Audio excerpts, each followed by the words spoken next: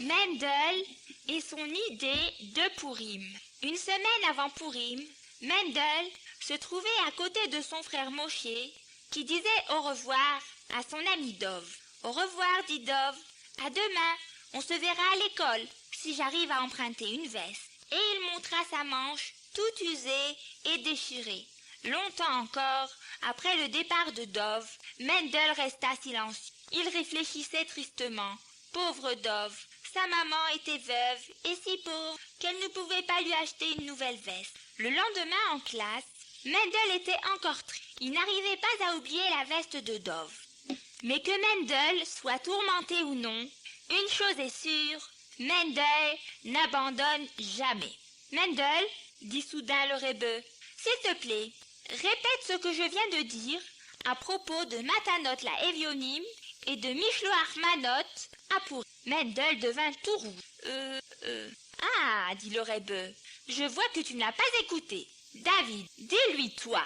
David, Matanot la Evionim signifie donner à deux pauvres une chose chacun, comme de l'argent ou des choses à manger, à boire, ou même des habits. À Pourim, chacun doit aussi envoyer des Mishloach Manot, c'est-à-dire au moins deux choses prêtes à être mangées, à au moins un ami. Mais il ne faut pas l'apporter soi-même.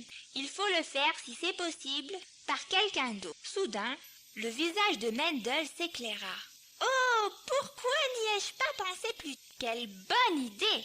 Mendel fit tout son possible pour se retenir de crier.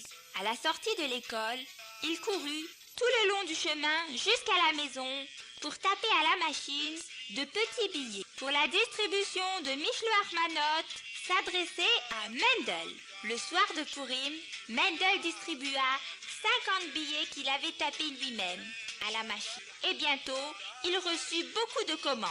Le lendemain matin, Mendel fut très occupé à aller prendre et déposer des paquets avec sa petite charrette rouge qu'il tirait derrière lui. Il allait aussi vite que ses pieds le lui permettaient. Il partit dans de nombreuses familles, de Gold chez Silver et Diamond, puis de Dreyer à Meyer et à Berbach, ensuite de Baumgarten à Flomgarten et de Zemel à Steinberg et Weinberg et Dremel.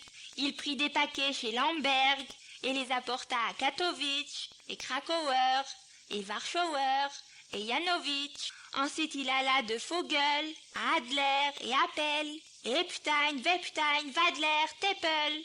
Comme il avait reçu dans chaque maison 2 francs ou plus, Mendel avait assez d'argent pour acheter une veste qu'il avait vue dans un magasin quelques jours plus tôt. Il partit tout de suite pour l'acheter et l'apporta chez Dov.